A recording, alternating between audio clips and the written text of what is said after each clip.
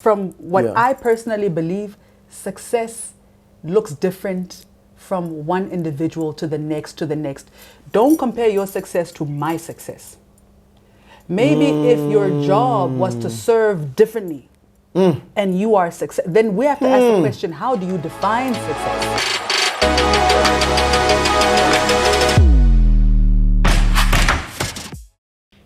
Hi, greetings everybody. Welcome back to High Performers with me, your host, Michael Tepo Tabani.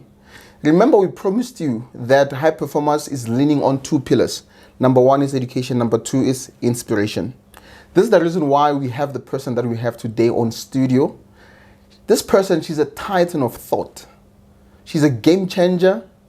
She's an amazing person. She's a media practitioner.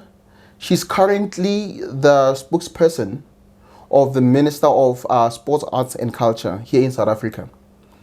She needs no introduction, but I just introduced her. So thank you so much, Sissy Masechaba, for actually being here with us. How are you doing? Thank you for having me. The honor, the privilege are all mine. I'm very well, thank you. It's good to be here. Oh, thank you so much. Thank you so much. Remember, before we started, I spoke about nerves. I'm nervous. I don't know what to. I only did 5 shows, and when you did 100, but you told me that I'm also nervous. You know what? Yeah, you're also nervous. So, which I think brings me to my first question, to say that, do you ever get to a point whereby you are 100% comfortable with what you do, to a point whereby you are no longer nervous about it, or it's just it depends on the gravity of the occasion? Never, ever has that happened. Throughout my entire life, I always thought, with more experience, with more time invested in the game, with more time invested in my expertise as I grow, that the nerves will go. But never. I get nervous at every single interview. I get nervous whether I'm the interviewee, whether I'm the interviewer, whether I'm doing a television or radio broadcast. You and I used to have conversations on Power Life, Power FM, yes, where, believe it or not, for the 4 years that I was there, the first 3 minutes on the show, I sometimes even felt like throwing up. That's how nervous I was.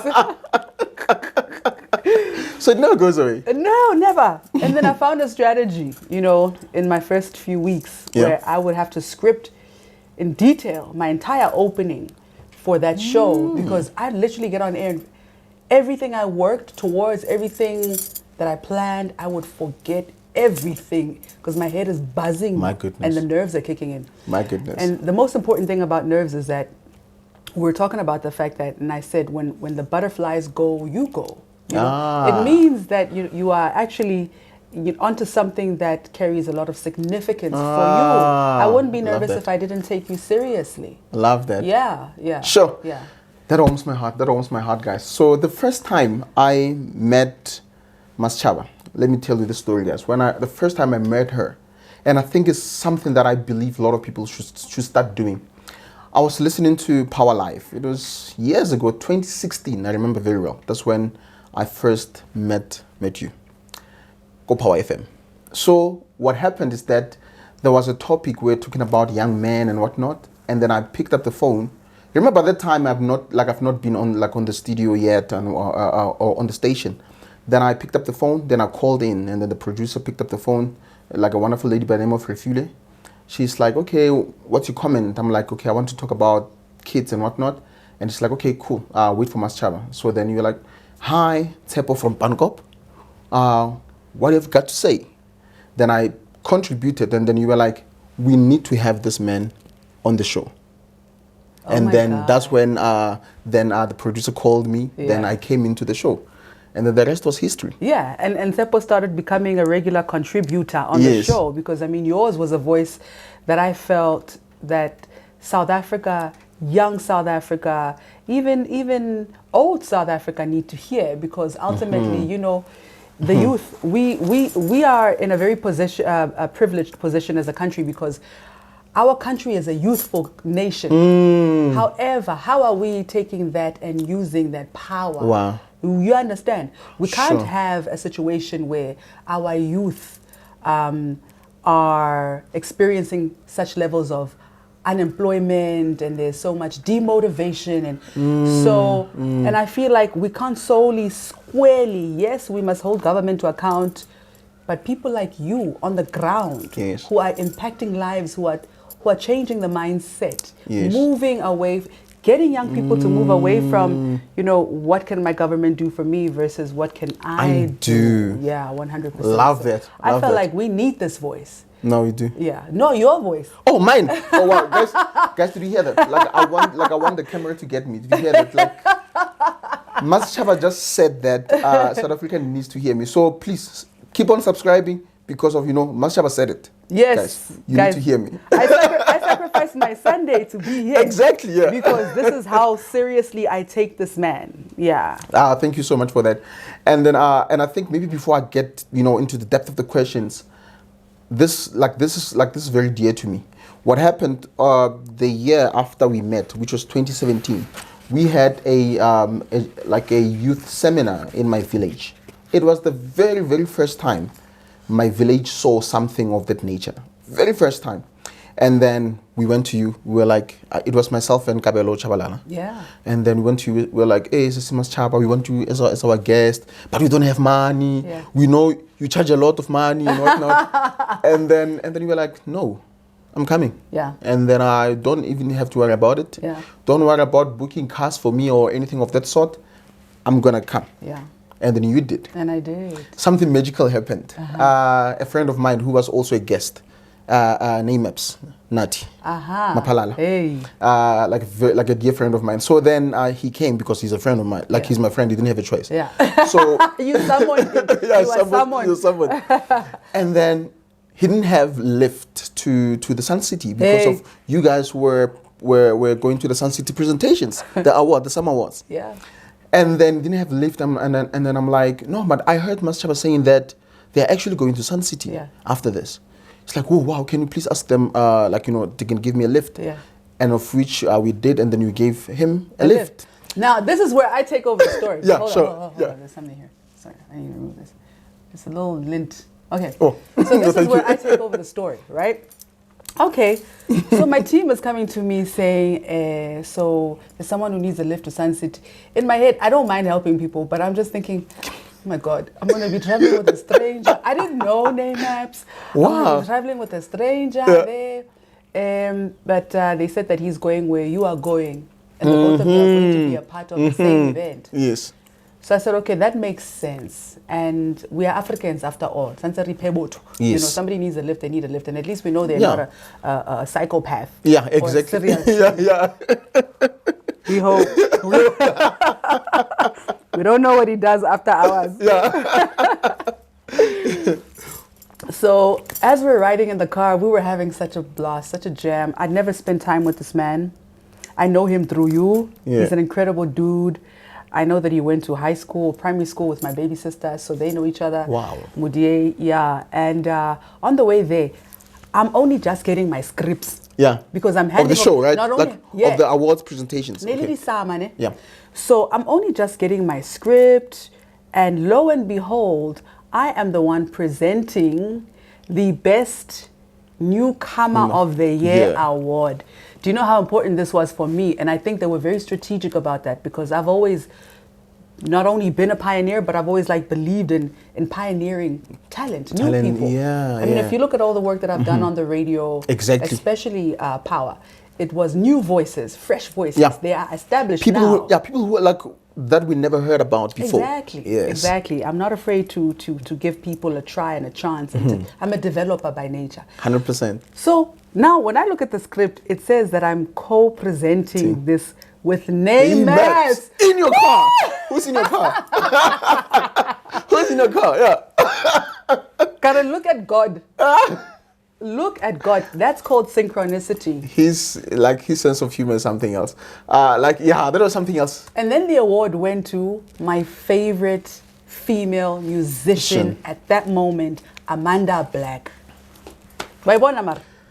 And then here's another kicker to that same story. Yeah. Remember our MC William, like that hyperactive guy who was our MC. Yeah. Very active guy. I won't forget him. You won't forget He him, made right? a good choice. Yeah. So on that night, I was not aware of the summers Horvele on by the time. Yeah. Then I go to fetch him in the evening so that I was driving him back home because we were going we were going from home and then to Pretoria. Then immediately when I knock on his door, you won't believe this. Immediately when I knock on his door, open the door, you and Namaps are presenting. Hey! What? So we were live. Yeah, it was live. It was not on SABC 1. Exactly, it was live. Time. Yeah. And then I'm like, oh, but these people just left my gig. Yeah. And then they drove together. And they hit together. Now they're What's happening? Together. Exactly. In one day. In one day. Yeah. God is an artist, guys. Oh, so anointed. Thank you so much. Yeah. That humbles me so much. Yeah. Which leads me to my first question. This is the first question that I prepared for the show. When I look at your website, and then I also checked most of the content that you've been putting out all day. There is something that you always say. You say that your work is your calling. Mm-hmm. What do you mean by that? What I mean by that is that I am doing exactly what I was born to do. And this is something that I didn't discover early on. In fact, life is a journey, You know how when you were 5 years old, maybe you wanted to be a policeman, and then when you were 7, then you wanted to be a designer, and then when you're 9. But ultimately, because we have people who are much older, they are 50-year-olds who don't know what that calling is to this day. They are confused. They are miserable. Goodness. They are depressed. They are working in jobs that don't suit their personality, that don't fulfill them, that is not aligned with their calling. So to talk about my journey and how I discovered what that purpose was.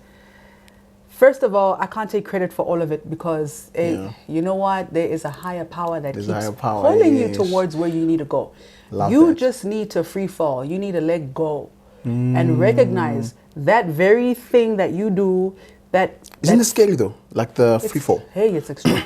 It's scary every day. I still get scared when I wake up in the morning. I'm terrified. I'm like, woo, what did I get myself into today? Yeah. It's been like that with every single piece of work that I've done in my life, be it television, be it radio, be it government work. Every day I am challenged and I'm scared, and that's good because it keeps you on your toes. I take none of it for granted. So it's my calling, and I know for a fact it's my calling because my calling, first and foremost, as a healer, is to bring healing, is to bring growth and to bring development. And in every single thing that I've done, I've successfully managed to do just that. 100%. Who heals the healer? Ooh. Ooh. That's still a very delicate, right? Part of my life. Right? Yeah. I know what you mean. Yeah. I know what you mean, yeah. Because just the other day, I cried for 2 days. Oh. Yeah, for 2 days straight. If it wasn't for my mother, I don't know. You get to a point where you're like, you're so used to being Masechaba. If it wasn't for my very strong support system, I've got an amazing partner who just said to me, if I have to just listen to you cry for 2 hours, I'm here. I'm here. I'm here. You can just cry and cry and cry and cry. So in my case, I've got an amazing family and an amazing team, personal team. Got you. Yeah. So which means now they facilitate the process of you getting back on your feet whenever there's some turbulence of some sort. 100%, and I don't always have to feel like I need to have it all together all the time because I don't. I like that. Hey, I like that. Like the thing of feeling like you always have to have it all together. Yeah. It's. I don't think it's realistic. No. Because you're human. Yeah. Sometimes, you won't get it right. Yeah, you're a human being. I don't get it right a lot. Not sometimes. But I get it right most of the time. And where I don't get it right, I'm constantly seeking knowledge. I have very thick skin. You have to in the Yeah, space that I know you do. or the spaces, all the spaces Yeah. I've occupied, you have to have thick skin. Yeah. I take criticism constructively, and I use it to leverage and grow. It's not personal. Sometimes, of course, you get, personal vitriolic attacks. They are targeted, there's targeted harassment here and there.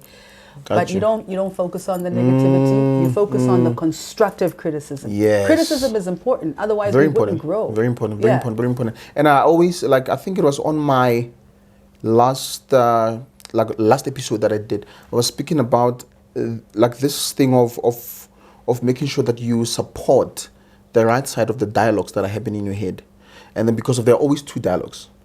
Should I do it? Should I not do it? Should I go? Should I not go? Should I fly? Should I flight? Whatever the case may be.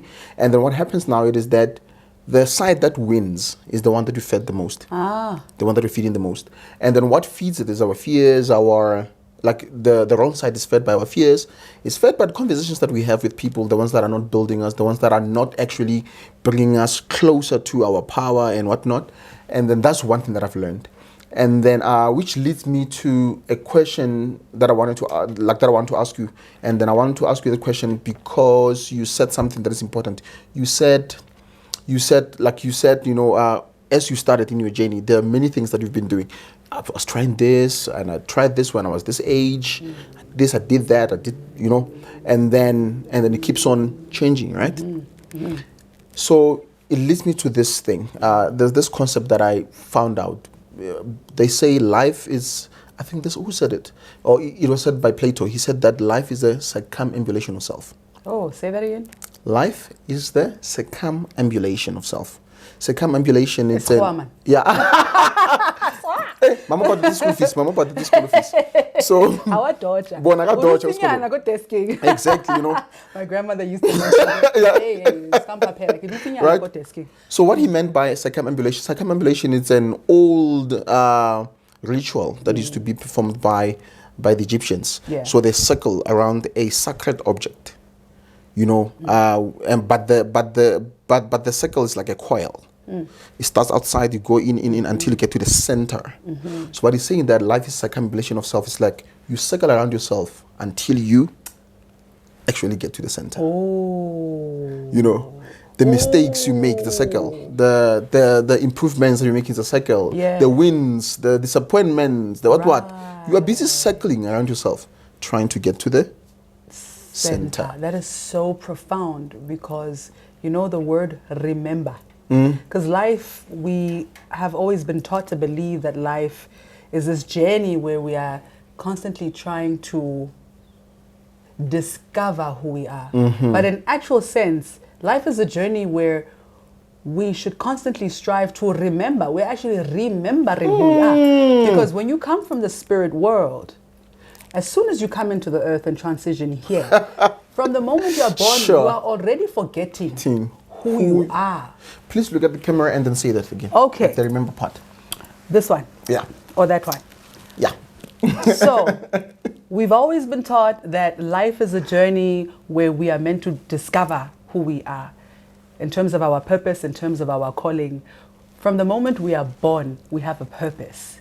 Now, from the moment we are born, we are also constantly forgetting, moving further and further away from who we truly are because of a number of external factors, societal pressures, family, background, circumstances, whether they be financial or otherwise.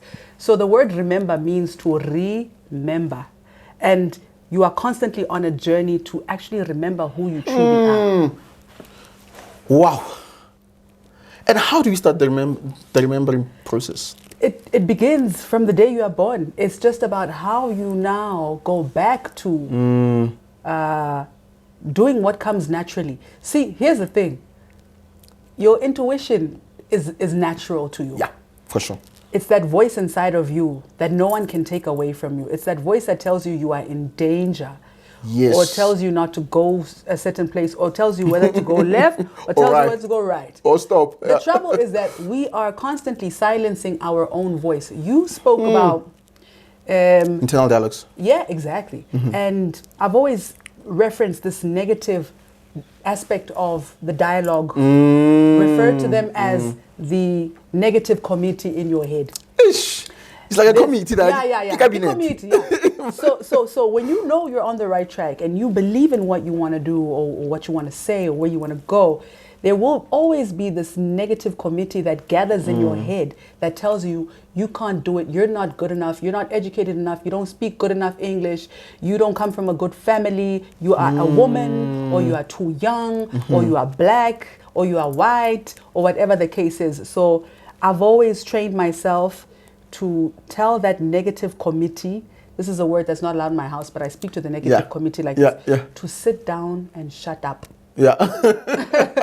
So whenever that negative committee gathers in your head and tells you all these things and all these reasons that you can't do something, you tell them to sit down and to shut up. Yeah. Don't give them the mic. Yeah, exactly. Yeah. I love that. And then another thing that has always actually like maybe one thing that I would say like strikes me the most about you. You seem not to be threatened by bringing other people up. Yeah. And then, believe it or not, because it comes natural to you, believe it or not, is hard work for so many people. Really? I don't know why. You know what I mean? Like people, they struggle with this thing of bringing someone up. Yeah. They think, if I'm going to mentor this person or impart knowledge to this other person, the person might be great and then not even mention me, greater than you, or whatever the case might be. Exactly, right? Yeah. Where do you think you're getting that confidence from? The confidence to say, I'm going to help Tsepo. Because think about it. One is that you're here, you're not paying me. Guys, she didn't pay me a cent. Should you be paying me? Exactly. Hold on, how does this work?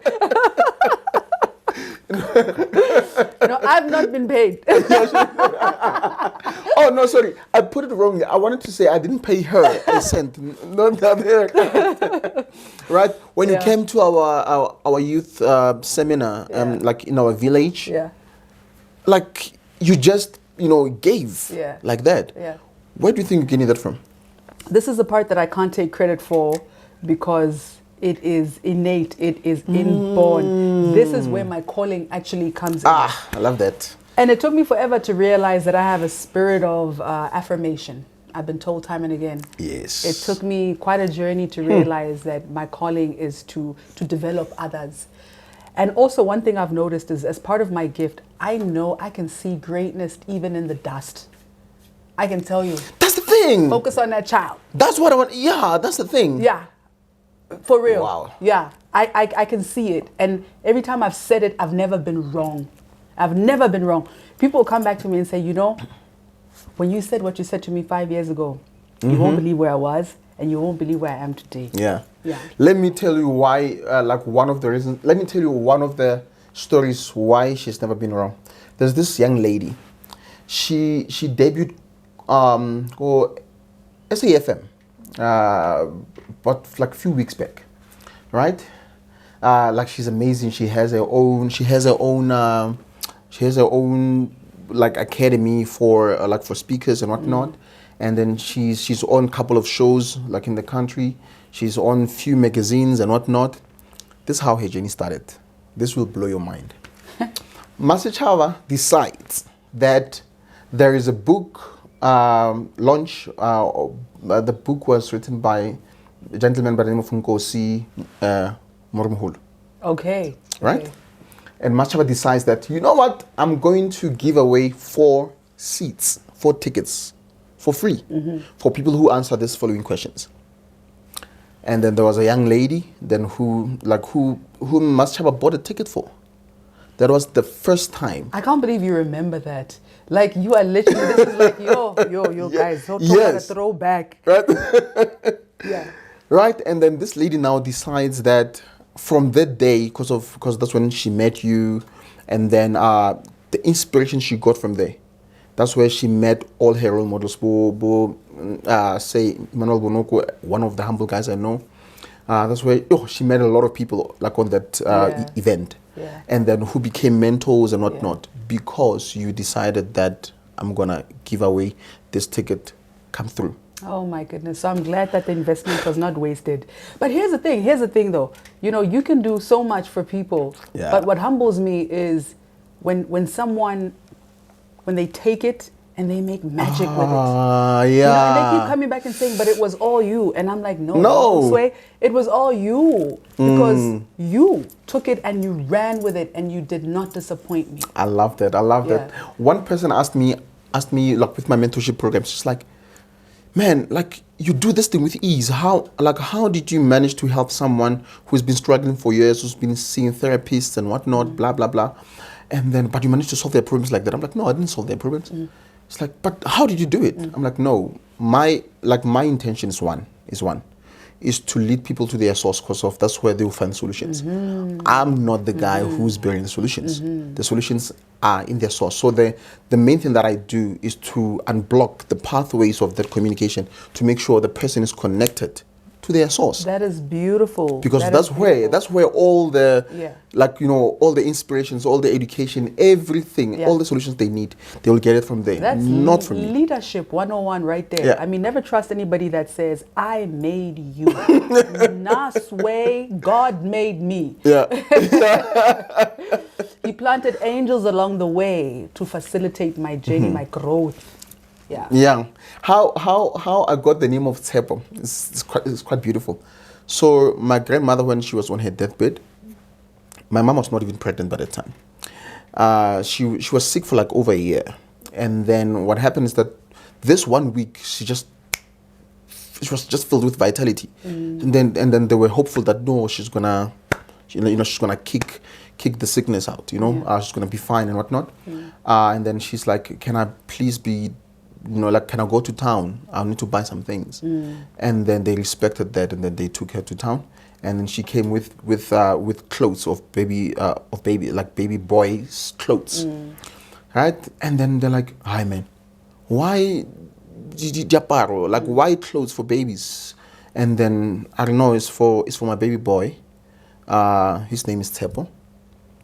I'm pregnant with a baby boy by the name of Tshepo.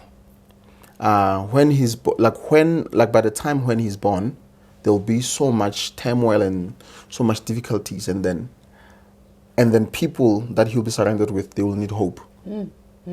So he's my hope. Wow. And then she passed away. My mom found out that she was pregnant a month later. And then when I was about to be born, wait, I'm very confused. Okay. So your mother was pregnant with you? She was not aware. She wasn't aware. She found out that she was pregnant a month later, later than after my grandmother passed away. Got you. Oh, it was your grandmother who was sick, who passed away. Yeah. My grandmother was sick, and then she was, she's the one who bought the clothes. That makes sense. She's the one who bought the clothes, and then they thought maybe the sickness went to the head. It's like, how can you be pregnant? One at your age, two. Yeah. That's why I was confused. I'm like, wait, your grandmother died and then she gave birth to you? No. Jesus Christ. No, not that. Right.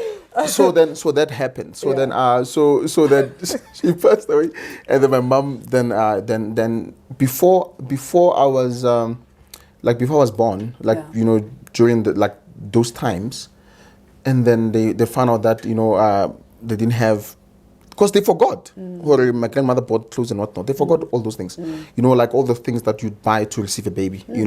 Like the blankets and all those other things. They forgot about all those things. So they put it. But they had kists. So they put it they locked it somewhere in the kist. And then what happened is that now because they forgot about it. So my mom was like, I'm stressed. I'm very close. I don't have clothes for this baby. I don't know how we're gonna receive him and whatnot. And one of her aunts was like, no, man. Remember Poppy before she died? She said she's pregnant with a baby boy by the name of Tshepo. And then she bought the clothes. And they're like, now we have the name for the boy. Oh my God. And by that time, they didn't even check the gender and whatnot. Like, we are so sure it's a boy. And then his name is Tshepo. And then that's how I was born. So that's why I even call myself the ambassador of hope, because this hope thing is actually, it was a prophetic name actually, that was given to me by my grandmother, and then that's why when I read your thing when you said your work is your calling, that got to me. That got to me because of now I'm like, there are a number of people who are watching now who think they have certain callings, Right. but they don't think that their callings they can be the sources of financing their well-being or financing their livelihoods.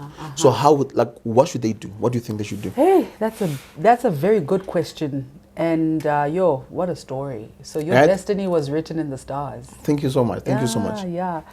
So that's the reason why this is an important question is because we, especially with the creative sector, like for instance, people who work in non-conventional environments, ordinarily many people are not raised to understand how they can merge their passion with a sustainable livelihood.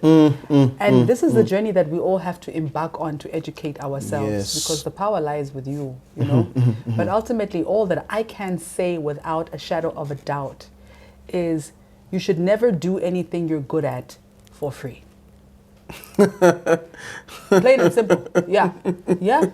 Plain and simple. Put a price tag on that thing. Exactly. And Yes. some people don't realize, like, I'm here with my son today. He's an animator. He's busy sketching as we speak, right? Yes. I taught him from a very early age that you do know what this is actually a career. Like, initially he was like, really? And I said, yeah. These cartoons were drawn by an adult, by 100%. somebody. 100%. And they're on television now. They're in Hollywood. They're on the big screen. Somebody turned their passion for drawing into animation. He's a full-time animator now.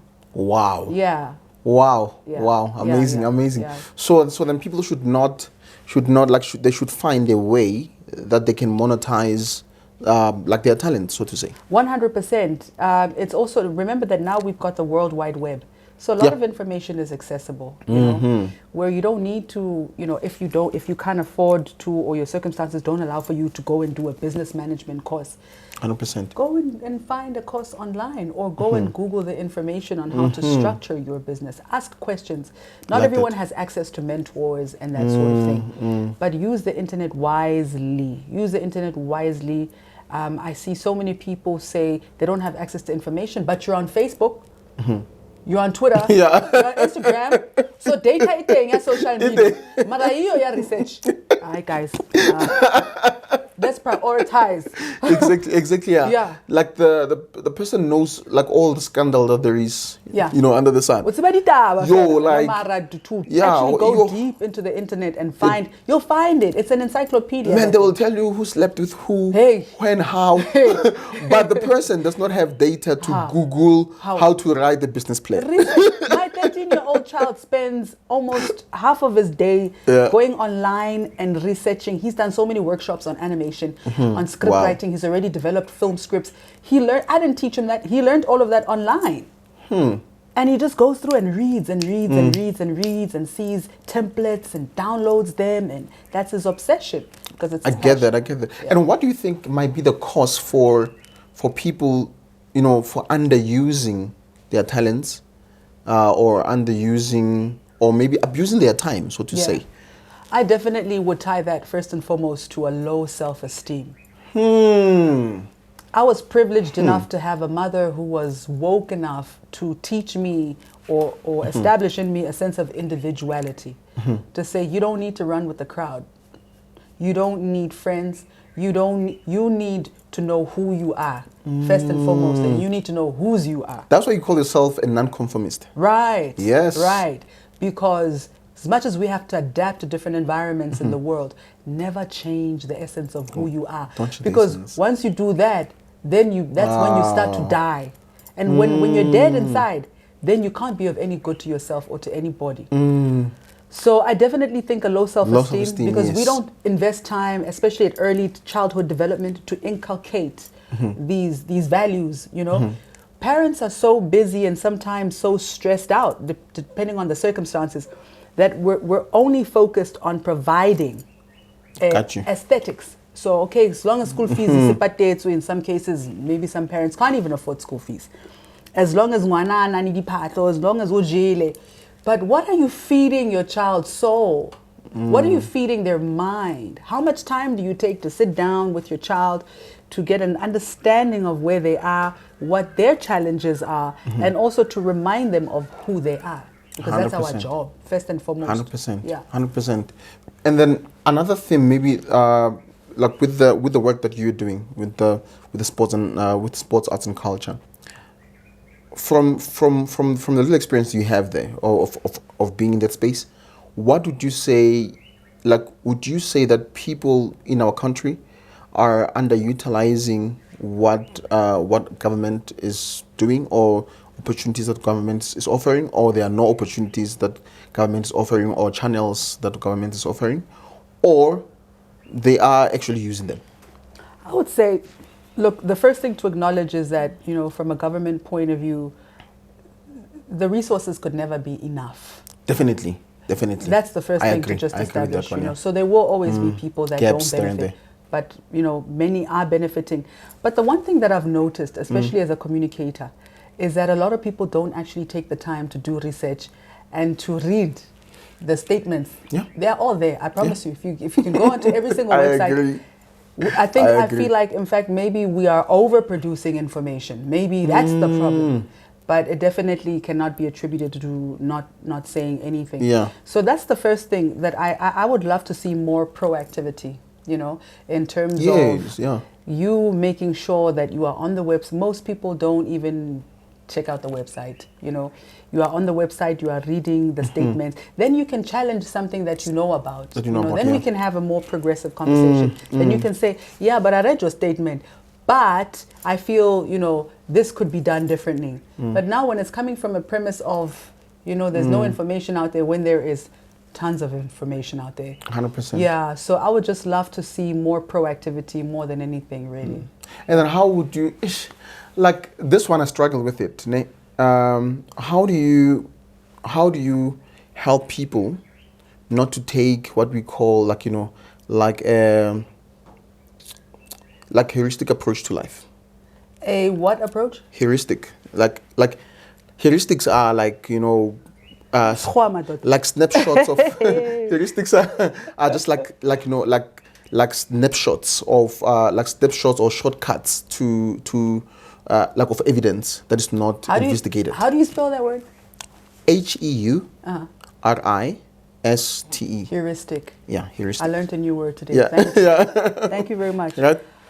Yeah, so like they're just snapshots of evidence, but it's not investigated evidence. Okay. So people use heuristics a lot when they make decisions about their lives. They're like, gotcha. No, how am I saying it's more to South Africa because of his uncle said it. Oh, I see what you mean. You know what I mean? The same is true for COVID vaccines, for instance. Yeah, exactly. Yeah.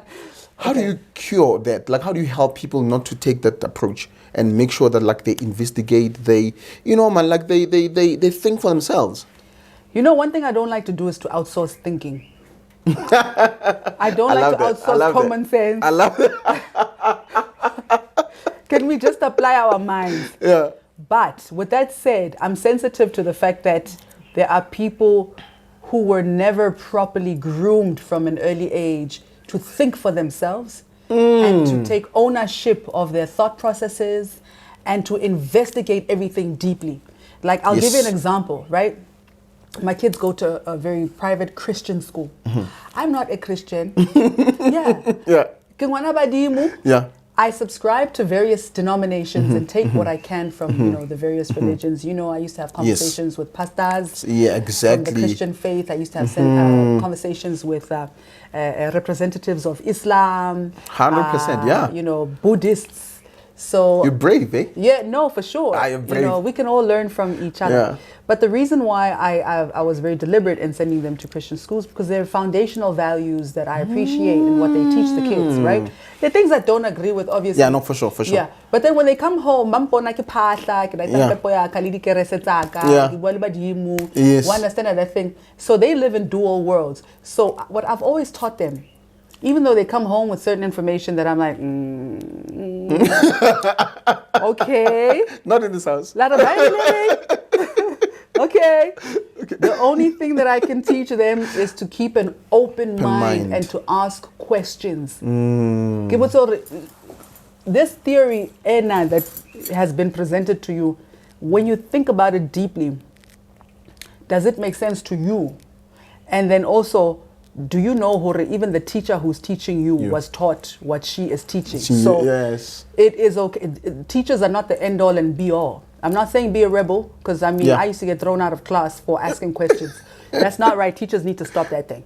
Yeah. If a child is asking a genuine question, as to why, you know, and why should I believe this? Or, you know, just apply your own mind. Don't just receive and bank information. Do your own research, you know, do a comparative analysis. Ask questions to various people.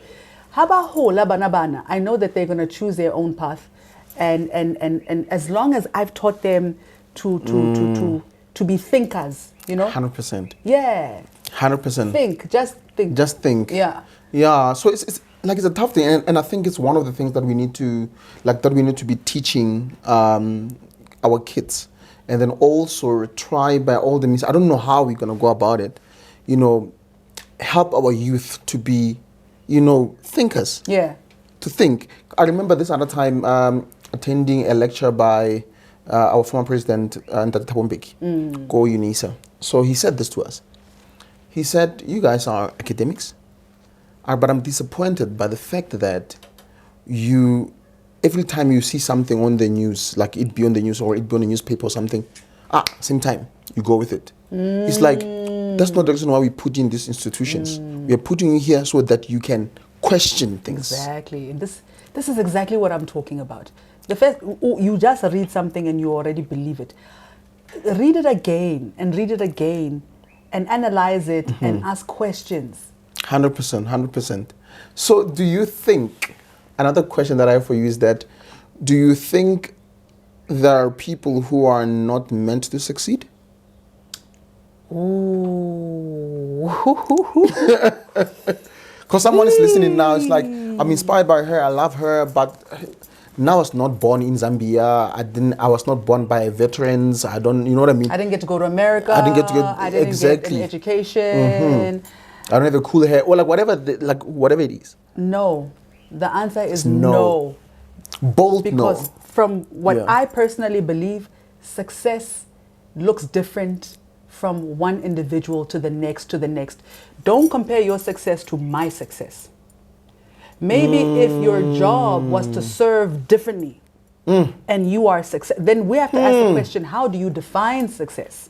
And 100%. for me personally, success cannot be defined by your bank balance. If that's what it is for you, then you will constantly measure your success based on your bank balance. But maybe someone's success is to teach. Maybe someone's success is to be a Buddhist, and they are extremely good at that. They've changed the world through their faith, through their spiritual teachings. They've created an impact. They fulfill their purpose. Remember, we can't all be presidents. 100%. We don't all have the same calling.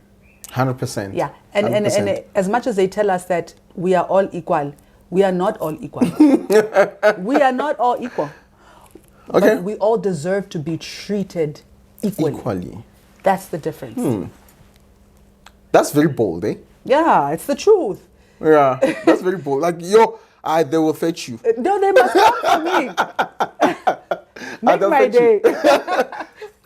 I love that. Yeah. I love that. So then it means the thing that that makes people to think that they are not successful is that they're starting to do this comparison thing. Yeah. They look at, like, they let society decide for them or dictate for them what success is or what it should look like. What it should look dress like. a certain way. It should live in a certain house. It should have a certain amount of money. You know, it should come with certain privileges or success. For me, you know, the reason I consider myself successful is not because of my career. It's not because of where I am professionally. It has nothing to do with that. Are you serious? As important as my role is in this vocation, in the country, that's not what defines success for me. I consider myself successful because finally I am the woman that I have always wanted to be inside. Doesn't matter whether I'm here today, I'm gone tomorrow. But That is a solid foundation from which I wake up every single day with joy in my heart, from which nothing, no one can break me. Whether I make mistakes, I come back from my mistakes. Whether, you know, I've done phenomenally well the one day and I've not done so well the next day. Whether I have 1 cent or 10 rand in my bank account, that will never change, and no one can ever take that away from me. And it's taken me a long time to become that woman. Oh, I love that. Yeah. And then, the other things that you can pinpoint, that you'd say you did not know before your spiritual journey started? Your spiritual journey of becoming ugogo? So things I did not know. That's everything. How much time do you have? Wow. Wow. It's a lot. Do you think it's a lot? It's a lot. Okay. Maybe let's rephrase the question this way. Let's say, what biggest lesson do you attribute your spiritual journey to? Biggest lesson that I attribute my spiritual journey to? Truth. Truth, finding my truth and being able to express my truth. Because remember, when I started this journey, it was hard because you were criticized. I was criticized on, through the radio show, trying to, waken people up, criticized by even taking a stand and even having the audacity to post a picture where my African spiritual cloth, and they're like, and I got so much criticism for that, or I'm demonic, and My goodness. Hey guys, this has been a journey. Goodness. And now the wheels have turned, because so many people are waking up to their calling. That people are now being accused of doing it because kifeshin. Oh yeah, I've seen that. They say, okay, I'm not get trend. That's why they're doing it. All these so-called celebrities now say Lidi Sangoma, say Libo Gogo, or they're acknowledging their ancestors. Listen, there's a gifted person in every single family. And being gifted doesn't mean you're a Sangoma or a traditional healer. It doesn't necessarily mean you're Sansolo Twasa. It is something that you always knew you had to do. Yeah. But not always. Always, I lived in the United States for my formative years. I didn't know anything about this side of my life. Because we didn't practice the things that my family practiced, But coming back to South Africa with all the personal challenges that I experienced after high school, or during high school, and then after high school, you will always be guided. And sometimes it's not an easy or a smooth process. It's a very bumpy ride. Because I get about a mudimu to get your attention will hit you over the side of the head with a little stone. Yeah. And then next, if you're not paying attention, it'll be a brick.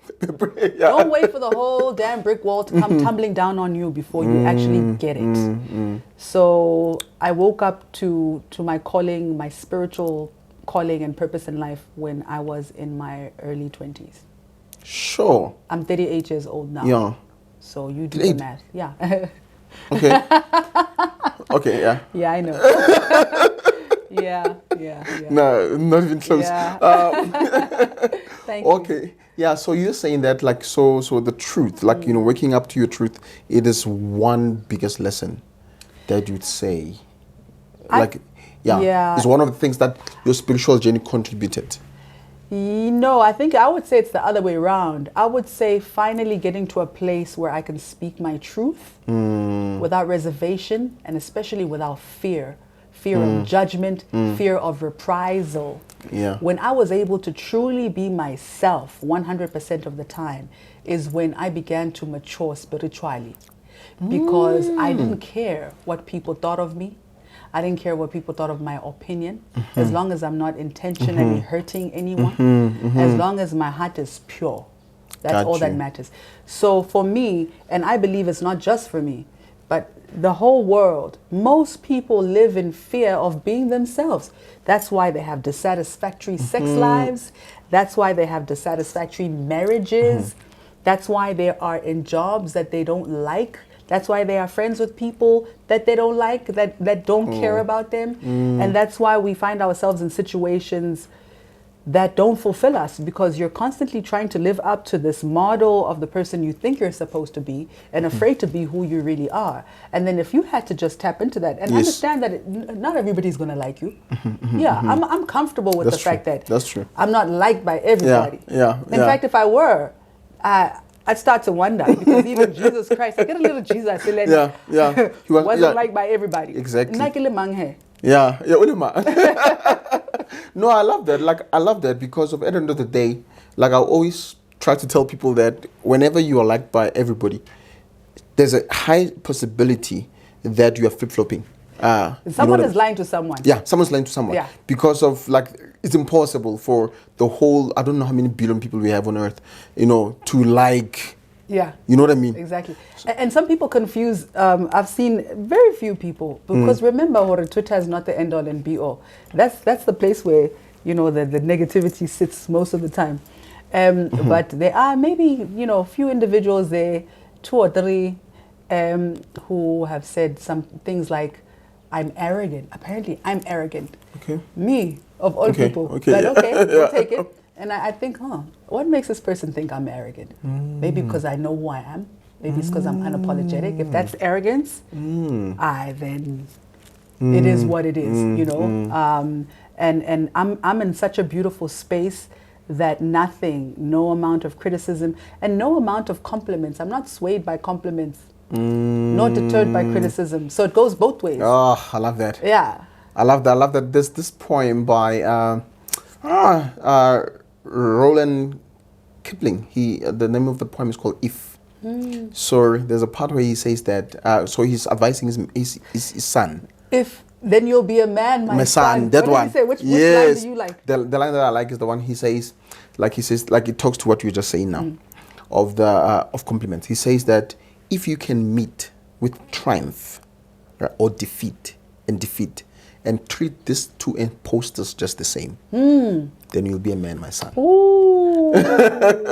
Powerful, right? That's exactly it. Yeah. That's exactly. Because he said, like, both of them are imposters. That's true. That's true. Because sometimes you'll get carried away from because I get more love than I do criticism, But imagine if I had to get carried away and lose focus because of all the love. I mean, I appreciate the love, it always reminds me of why I'm here and why I do this, that people are fulfilled and that people grow. But at the same time, it should never distract me from the fact that there is a higher purpose for my existence than just about my own self-glory. Exactly. Yeah. Exactly. Yeah. That's a beautiful one. Yeah. That's a beautiful one. Yeah. Okay. I just want to ask you questions about leadership, right? Because to me, you are one of the phenomenal leaders that I know. Oh, so data bundles of English. Let me see. Okay. Depleted. I'm still left with a few minutes though. Right? So I just want to ask you about leadership. For you, or to you, what is a leader? If you had to define it. Ooh. As simple as that question sounds, it's a complex question. It's not a simple one. No, it's not. For me, personally, as Masechaba, leadership for me is the ability to grow with others as you grow, to nurture souls, to develop minds, to ensure that you enter spaces, and those spaces that you enter, that you don't leave them the same. Yeah. I like to tell people that I was born to leave things better than I found them. Yeah. And I think that's what you're saying, that, if you are entering a space, leave a trail, man. Like, just don't leave it the way you just found it. 100%. For instance, when, as a producer, that's a big part of my being. I've always ensured that we're not just creating content here, that I'm also pouring into the life of my co-producer, which is usually I prefer to work with young people, that I'm not just telling them what to do, as the anchor of the show, but that we work together as a team, that I'm able to also feed into their souls, that they're not just taking away a salary, but they're taking away growth, they're taking away a higher sense of self and consciousness as well. Yeah. I love that. One of my mentees who is the young lady I was telling you about, Sulukela Mulamudi, that's her name. Sulukela, she says, she put it nicely for me. She said, no, Abuti, I think a leader is a servant who takes the first step. That drove it home for me. Because once you realize that you are serving, being a leader is not being served. You're a servant. Yeah, you're actually a servant. Yeah. And then if there's no servanthood there, then it means like something is slightly wrong. Then you're a boss. Yeah, exactly. And we know those people. Yeah. And we're talking about narcissism. Yes, yeah. So all the boss qualities will be narcissistic. It's about you. And to add on to this beautiful framed description of leader that you've just given, a servant is one who understands that the purpose is far greater than yourself. Yes. It's not about about you. It's not about you. Yeah. It's not about you. Yeah. It's not about you. I remember Oprah Winfrey. She was talking about how Maya Angelou told her that she does not know the extent of her contribution to the world, because Maya Angelou asked Oprah, like, what is your greatest achievement or whatever, or contribution to the world? It's like, the school that I built in South Africa. Is like, no, you have no idea how big and how gigantic your contribution is, because of your contribution is every little life that you touched, and you don't know, and then that life that you touched, it touched other lives, it touched others.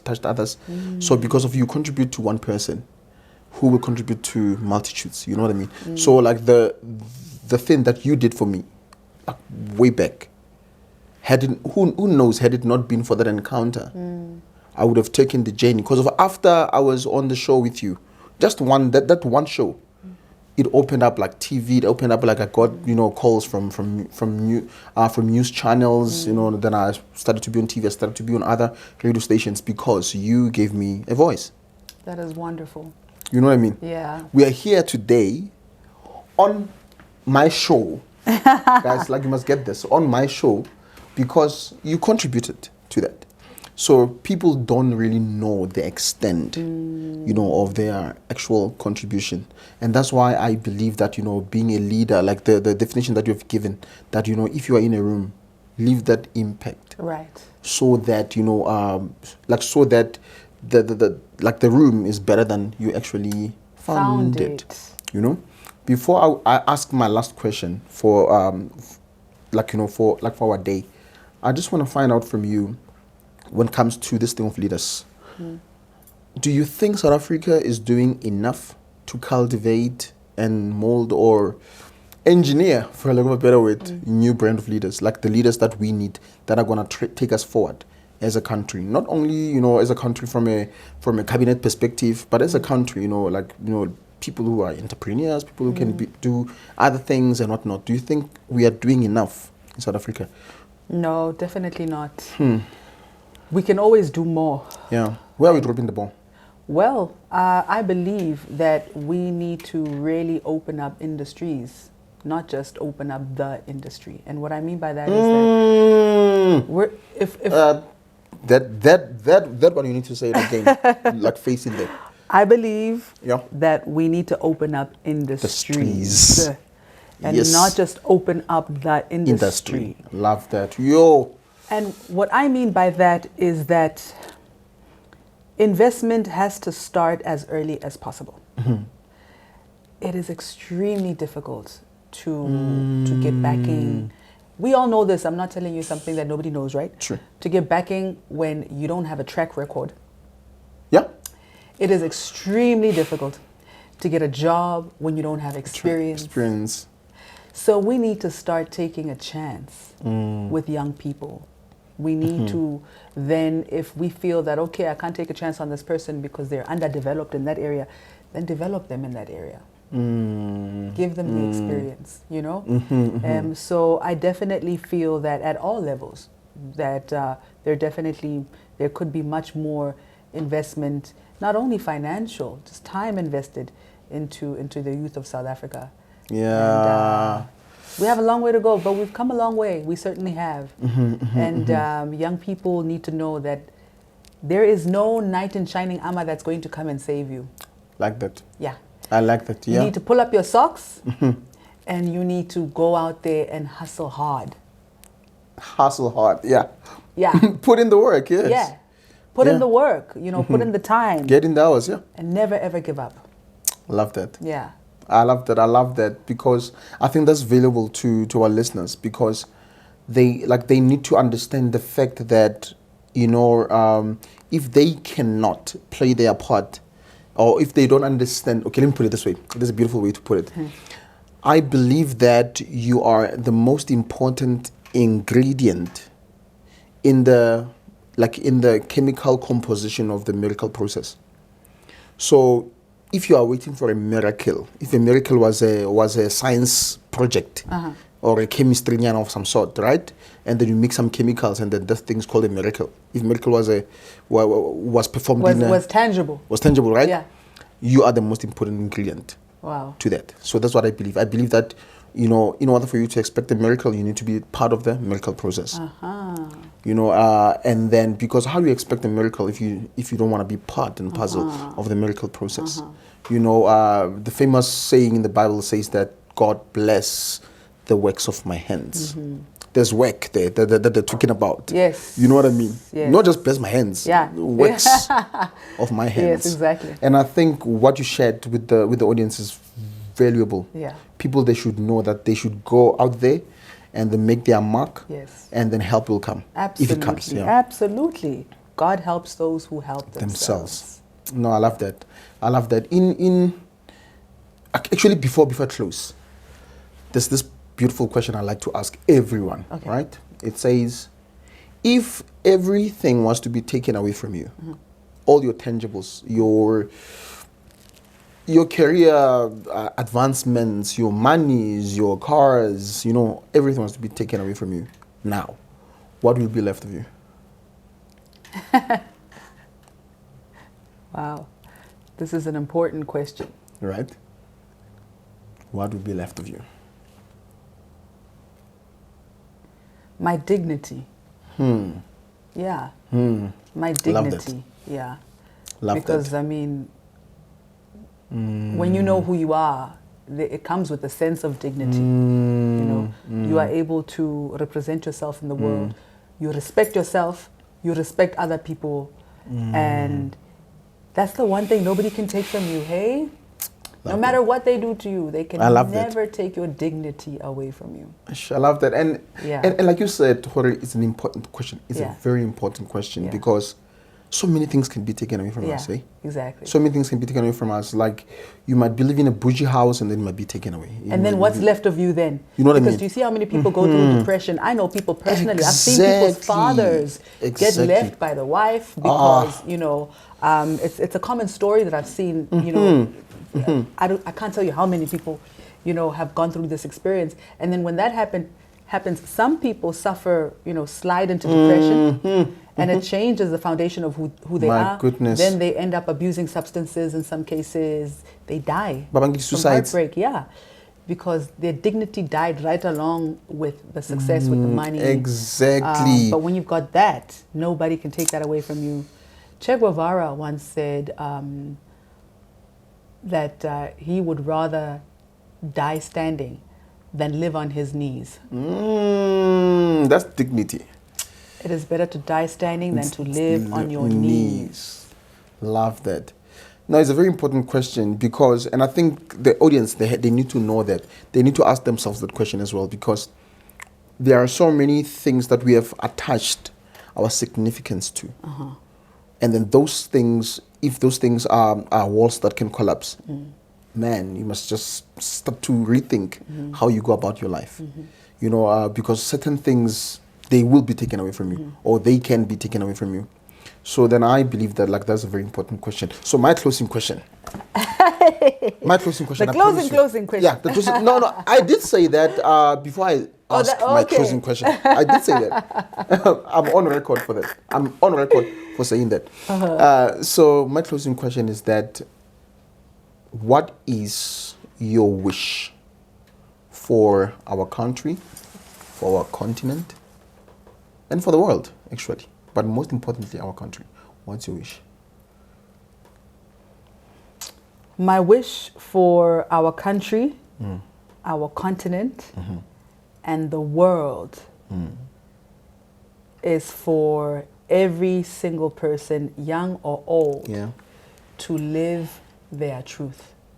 I smiled before you even finished because I was feeling exactly like, oh man. Live your truth. Live your truth. The world would be a better place. We'd have happier people. We'd have more successful people. We'd have more peace. Because for as much as you are living your truth, and if everybody's living their truth, then there is a level of acceptance of one another. Then we'd be kinder to each other. Then we wouldn't be as threatened by the next man who has the confidence to speak their truth just because you're living a lie. So, you know what I mean? We'd have happier people, more successful people, because there'd be more people going after their dreams. I'm doing things that I never imagined I'd be doing in my life because of the courage to actually live my truth. And I mean from a personal and a professional point of view. Yes. Especially personal. Yes. I love that. Another story for another day. I love that. I love that. Thank you so much. I said there was the last question. I'm not going to ask him a question. I thought there was going to be a last question. Yeah, last. Last is more of you, encouraging our guests. Sorry, not our guests. You are our guest. Our listeners, our viewers. You know what I mean? What are your parting shots? From an inspiration perspective, something that is just in your mind. Okay. Yeah. Hi guys, my name is Masechaba Khumalo, and as a guest on High Performers, I'm truly honored, but also just here to remind you to live your truth every single day. Don't be afraid to let your thoughts be known. Don't be afraid to share your opinions. Don't be afraid to represent yourself par excellence, to choose you, vote for you every single day. Oh man, love that. I love that and I love you. Thank you so much for availing yourself, for this. Yeah, I'm lost for words, and then I'm really appreciative of the support that you've shown us, because normally when something is starting, people don't give it, the attention. Yeah, a chance. Yeah. Exactly. They don't give it a chance. What I mean? So and then someone of your stature to actually give us, believing in what we are doing. It means everything to us, and thank you so much. It deserves all the glory, and I can't wait to see. I mean, watch how many more are gonna come, because right? And I'm happy that I could just, be here. This is my little investment into a big vision. Thank you. And I do know that you're going to surpass the sky. So thank you so much. Thank you, and I love you too, and I'm very proud of you. Yeah, thank you so much. Okay. Thank you so much, guys. That is the end of our show. And please, I'm going to run a polling system to get Masechaba back. So thank you so much for tuning in. Don't forget to subscribe to our channel. Don't forget to click the notification bell so that you don't miss out on any of the things that we have for you. Thank you so much. Me, MT Tabani, signing out from High Performers. Cheers.